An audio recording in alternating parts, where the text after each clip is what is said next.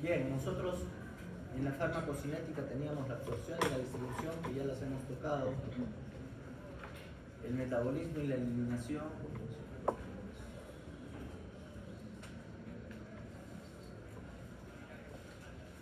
que las vamos a hacer ahora. Nosotros en el metabolismo tenemos dos tipos de cinética, que no es lo mismo que el metabolismo de primer paso. Tenemos cinética de primer orden y de orden cero. ¿Sí?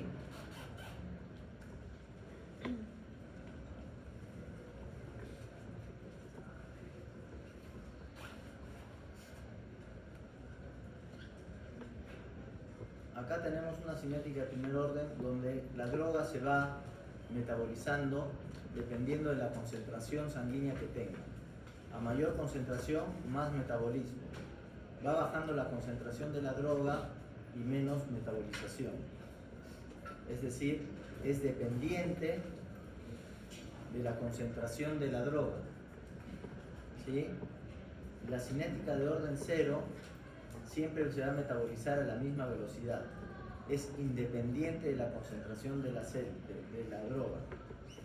Por ejemplo, la mayoría de drogas son de metabolismo de primer orden, de cinética, de primer orden. ¿Sí? Pero tenemos el alcohol que tiene una cinética de orden cero. ¿Sí? ¿Y qué va a hacer esta cinética de orden cero? Va a metabolizar una cantidad de droga por hora, no dependiendo de la concentración. En el alcohol, por ejemplo, hay gente que metaboliza 12 gramos por hora. ¿Sí? Entonces 12 gramos por hora cada hora. Si ustedes tienen 64 gramos por hora, más o menos, van a tardar 3 horas 50 en metabolizar todo eso. Si tienen 12, van a tardar 1 hora. Si tienen 120, ¿sí? Van a tardar 10 horas. ¿Ya? Eso pasa con el alcohol y con la fenitoína y con la aspirina. ¿Ya? Entonces es importante tener en cuenta eso. Por eso las pacientes que toman alcohol, muchas veces para hacerse el examen de sangre, se hacen los locos y la largan, la hacen larga. Que pasen 2 o 3 horas, 4 horas, para que recién le saquen la muestra de sangre. ¿Sí? Entonces ya la cantidad de alcohol en sangre va a ser mucho más baja. ¿Sí? Por otro lado, hay gente que tiene cinética de primer orden baja, solo metaboliza 6 miligramos de alcohol por hora. Entonces esos son los acetiladores lentos. Los acetiladores rápidos son los que metabolizan más gramos de alcohol por hora. ¿Ya?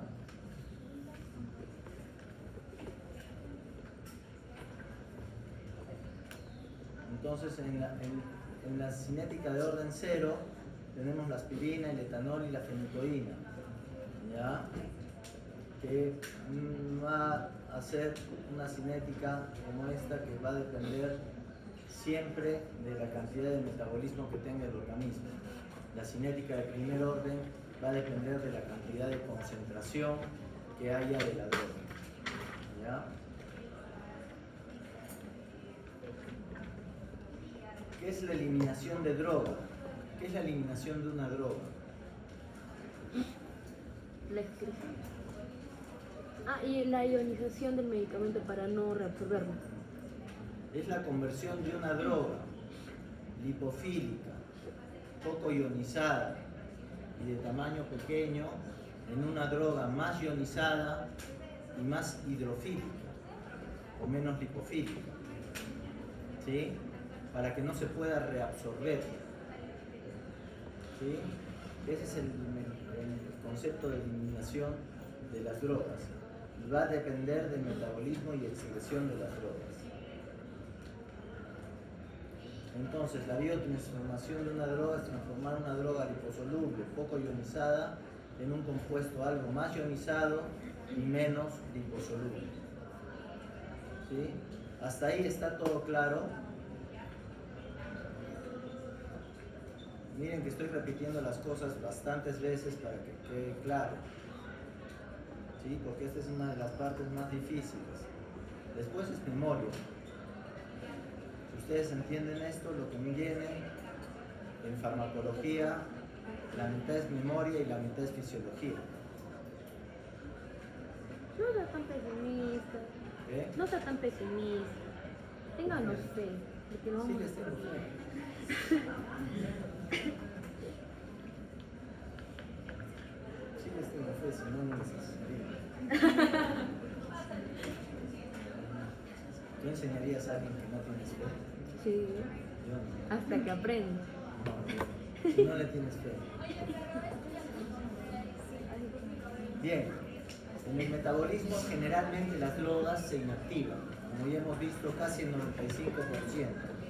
pero existen prodrogas que se van a activar, como la morfina, como el clopidogrel. Son prodrogas que se van a activar, necesitan ese metabolismo para poder causar su acción. ¿Sí? Vamos a tener dos fases. La primera fase o fase no sintética en el metabolismo. ¿Sí? Estas fases va a utilizar el sistema de las P450. Los que no utilizan el P450 son la oxidación de aminas, el alcohol deshidrogenación, esterasas e hidrólisis.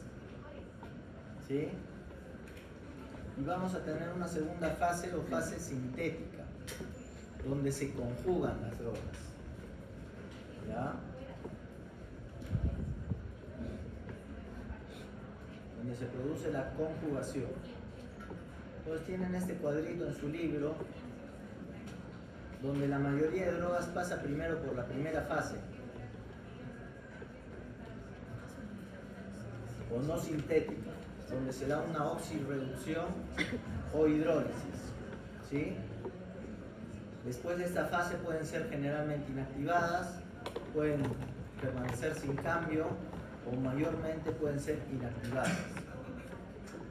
Algunas drogas pasan directamente a la fase sintética, que es la fase de conjugación.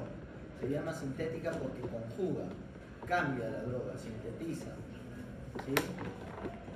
Estas drogas conjugadas generalmente son inactivas. ¿Ya?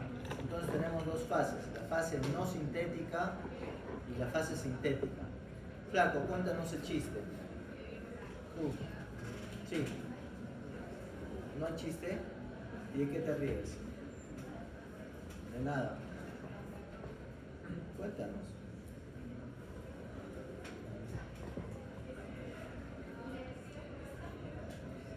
Presten atención, los que no quieren prestar atención se pueden retirar, no tengo problema. ¿Ok?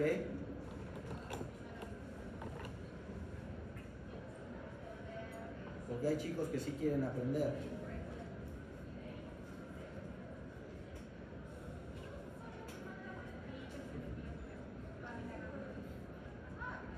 ¿Quiénes actúan utilizando el sistema de la P450, que es un sistema enzimático? El sistema de la P450 es un sistema enzimático que tiene familias, que se da en el retículo endoplásmico liso del hígado e intestino y en los microsomas hepáticos, principalmente.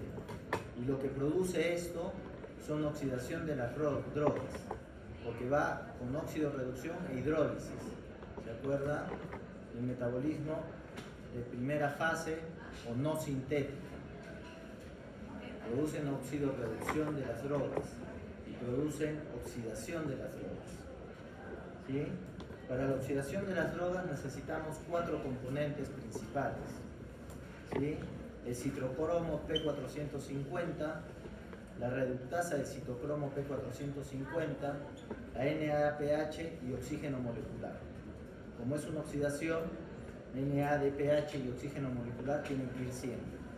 Y tenemos la enzima, la reductasa de citocromo P450 y la isoenzima, cual sea, ¿sí?, de la citocromo P450. Entonces, para producir la oxidación necesitamos estos 4 componentes: citocromo de P450, oxígeno molecular, la NADPH y la reductasa del citocromo P450.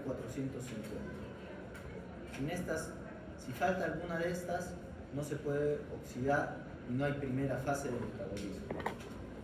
Acá tenemos las diferentes isoenzimas de la citocromo P450. La más común es la CYP2D6. La CYP3A4.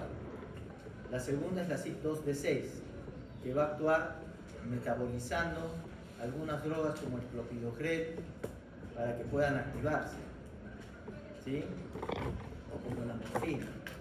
Después tenemos a la CYP2C89, entre las más importantes, ¿sí?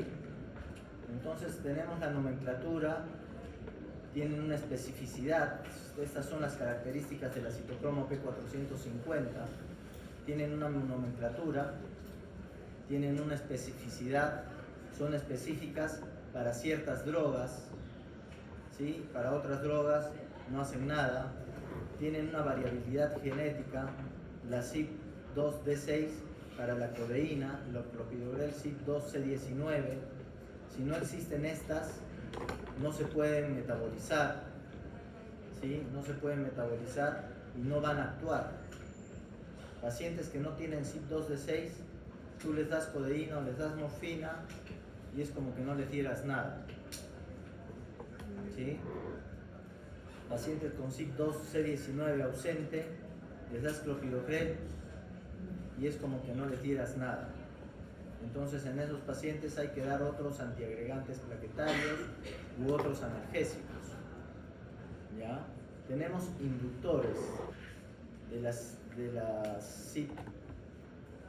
citocromo P450, como son el fenobarbital, rifampicina y carbamazepina. Es decir, hacen de que estos actúen más rápidamente, ¿sí?, y se metabolicen más rápido las drogas, ¿ya? Entonces esto hay que tenerlo en cuenta. El fenobarbital, rifampicina y carbamazepina son inductores de la P450, ¿ya?, en sus diferentes isoenzimas. También el fenobarbital es para convulsiones, ¿no? Sí, carbamazepina y fenobarbital son para convulsiones.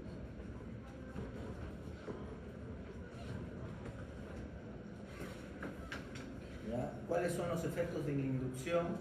Concentraciones plasmáticas disminuidas, disminución de la actividad de una droga, aumento de la actividad de la prodroga y disminución del efecto terapéutico. ¿Qué quiere decir? Que si ustedes están tomando fenobarbital, carbamazepina, rifampicina, y toman una droga que se metaboliza en esas isoenzimas, lo que va a suceder es que se va a metabolizar más rápido. Y eso como consecuencia trae concentraciones plasmáticas disminuidas. Al haber menos concentración plasmática hay una disminución de la actividad de la droga, ¿sí?, y disminución del efecto terapéutico. Estas en las que son drogas que se metabolizan. En las que son prodrogas que necesitan activarse, ¿sí?, en las que son prodrogas que necesitan activarse, va a ser al contrario. Va a haber concentraciones plasmáticas más altas de la prodroga, un efecto terapéutico más alto y un aumento de la actividad de la droga, de la prodroga, ¿sí? Acá tenemos inductores de las diferentes isoenzimas, de la CYP2C9, fenobarbital y rifampicina, de la CYP2D6, ningún inductor, de la CYP3A4, carbamazepina, dexametasona, fenobarbital, fenitoína y rifampicina.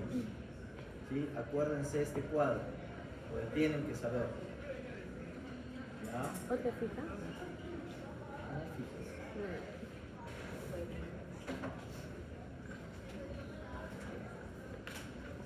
Después tenemos, así como hay inductores, hay inhibidores, ¿sí?, que compiten por la misma isoenzima. Y tenemos el ketoconazol, el ritanavir, que es un anti-VIH, y la eritromicina. ¿Sí? Al ser competidores de esto hace de que esa isoenzima metabolice más lento la droga que se está dando, entonces va a aumentar la concentración, va a aumentar el efecto terapéutico y va a aumentar también los efectos adversos. ¿Ya? Entonces tenemos como inductores el fenobarbital, la rifampicina, la carbamazepina, tenemos dexafenobarbital, fenitoína y rifampicina. Y como inhibidores tenemos el ketoconazol, ritanavir y eritromicina. Hay varios más, estos son los más importantes. ¿Ya?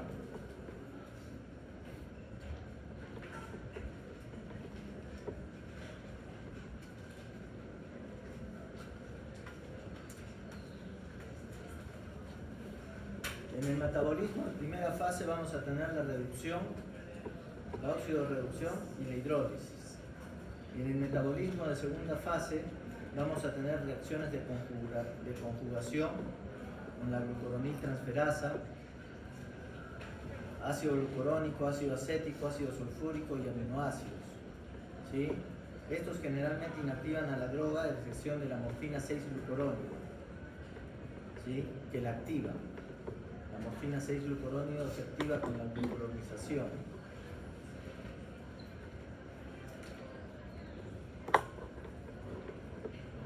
Como ya hemos visto, hay algunas drogas que tienen un metabolismo reverso o inverso, ¿sí? Que primero pasan por el metabolismo en primera fase, ¿sí? Y hay algunas drogas que además no sufren metabolización, sino excreción directa. Pasan, no se metabolizan y se excretan directamente por la orina, por la bilis, por las heces. Bien, hasta acá tenemos el metabolismo. ¿Alguna pregunta sobre el metabolismo?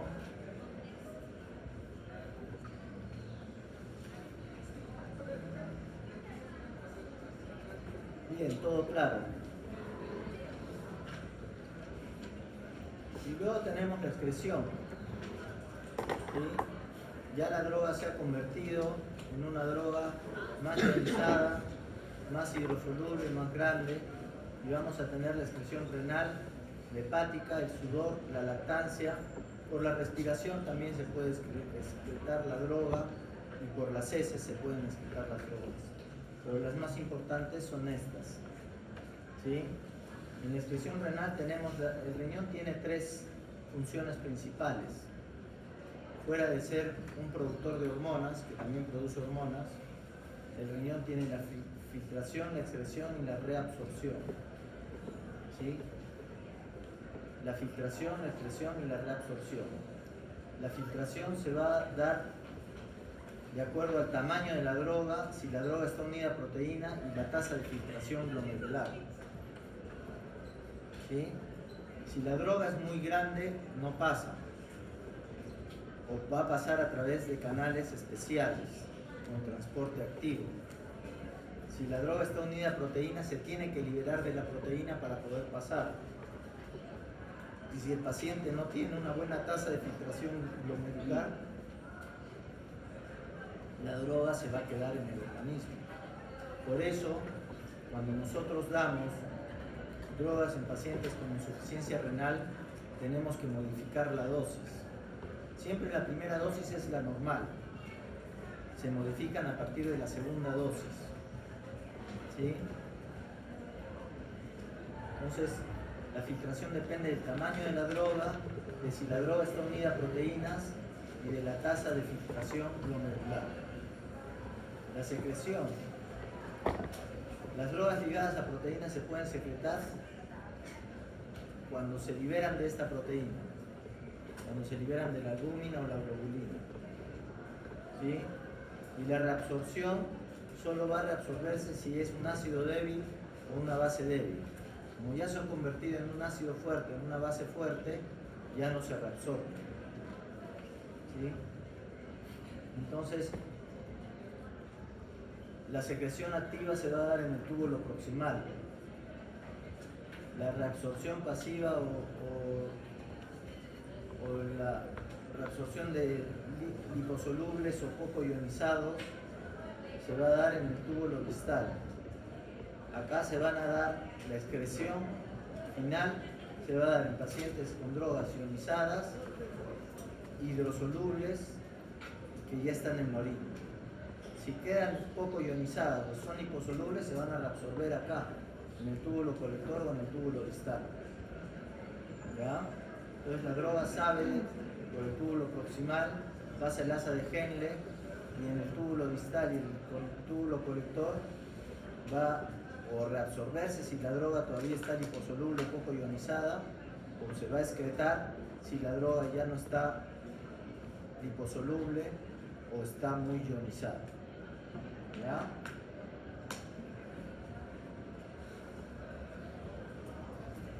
Luego tenemos la excreción hepática y la biliar. La excreción hepática y biliar sale con las heces, ¿sí? O se reabsorbe mediante el circuito enterohepático, ¿sí? Por ejemplo, en pacientes estreñidos hay más reabsorción de la droga por el circuito enterohepático, porque la droga está más tiempo en ese lugar. Cuando la droga pasa rápidamente no se reabsorbe, ¿sí? En la saliva, sobre todo la fenitoína, en la leche materna, como les dije, la mayoría de drogas pasa a la leche materna, y en el sudor se elimina sobre todo alcohol y algunas pocas drogas tóxicas, como órganos fosforados. ¿Sí? Bien, chicos, ¿alguna pregunta sobre farmacocinética?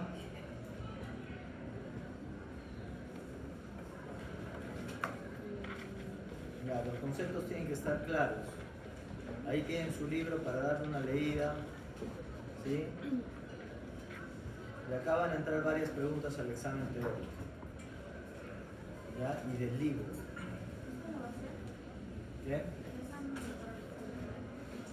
¿El examen lo va a realizar usted? Sí. Todos lo hacemos, todos mandan preguntas. Y se eligen al azar. A veces ha habido exámenes que no entra ninguna pregunta mía. Pero lo pongo en la compu y que elija al azar. A veces no ha entrado ninguna pregunta de Aldo.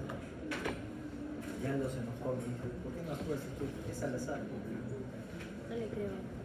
Y son dos exámenes diferentes. No te digo, que usted omita.